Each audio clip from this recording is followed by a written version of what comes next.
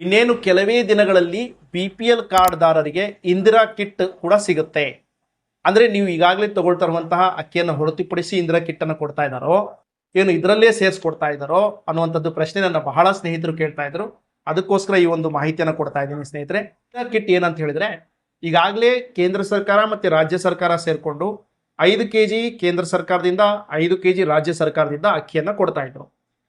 ಈಗ ಕರ್ನಾಟಕ ಸರ್ಕಾರ ಏನ್ ಮಾಡ್ತಾ ಇದೆ ಅಂತ ಹೇಳಿದ್ರೆ, 5 kg ಅಕ್ಕಿ ಏನು ಕೇಂದ್ರ ಸರ್ಕಾರದಿಂದ ಕೊಡ್ತಾ ಇದ್ದಾರೆ, ಆ 5 kg ಸಾಮಾನ್ಯವಾಗಿ ಎಲ್ಲಿಗೂ ಸಿಗುತ್ತೆ.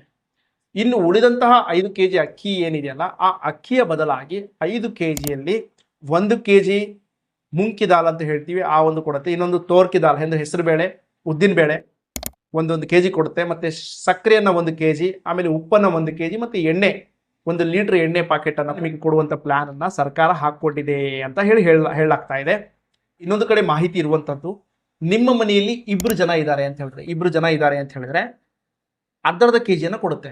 ಈ 5 kg ಕಿಟ್ ಏನಿದೆಯಲ್ಲ, ಒಬ್ಬೊಬ್ಬರಿಗೆ ಅರ್ಧ kg ಅಂತ ಹೇಳಿ 5 kgಗೆ ಸಮ ಮಾಡುತ್ತೆ.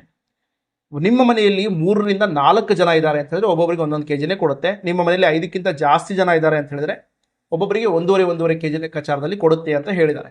ಆದ್ರೆ ನನಗೆ ಗೊಂದಲ ಇರುವಂತದ್ದು, ಅಕ್ಕಿಯನ್ನ ನೀವು ಫಿಕ್ಸ್ ಆಗಿ ಎಷ್ಟು ಜನ ಇದ್ರು, ಇಬ್ಬರಿದ್ರು ಕೂಡ ಅವ್ರಿಗೆ 5 kg, ಅವ್ರಿಗೆ 5 kg, 10 kg ಕೊಡ್ತಾ ಇದ್ರಿ.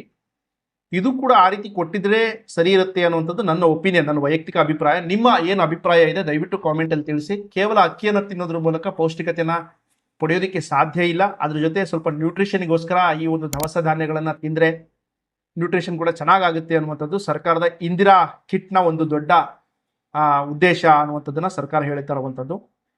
ಈ ಸ್ಕೀಮ್ ಯಾವಾಗ ಬರಬಹುದು, ಯಾವಾಗ ನಿಮಗೆ ಇಂದಿರಾ ಕಿಟ್ ಸಿಗಬಹುದು ಅನ್ನೋ ಪ್ರಶ್ನೆಗೆ ಸರ್ಕಾರ ಈಗಾಗಲೇ ತಯಾರಿಯನ್ನ ಮಾಡ್ಕೊಂಡಿದೆ. ಇನ್ನೇನು ಕೆಲವೇ ದಿನಗಳಲ್ಲಿ, 1 ತಿಂಗಳಲ್ಲಿ ಅಥವಾ 2 ತಿಂಗಳಲ್ಲಿ, ಅದಕ್ಕಿಂತ ಮುಂಚಿತವಾಗಲೇ ಈ ಒಂದು ಯೋಜನೆ ಇಂಪ್ಲಿಮೆಂಟೇಷನ್ ಆಗಬಹುದು ಅನ್ನುವಂಥದ್ದನ್ನ, ಈ ಮಾಹಿತಿ ನಿಮಗೆ ಇನ್ಫಾರ್ಮೇಟಿವ್ ಅನ್ಸಿದ್ರೆ ದಯವಿಟ್ಟು ಚಾನಲ್ನ ಸಬ್ಸ್ಕ್ರೈಬ್ ಮಾಡಿ.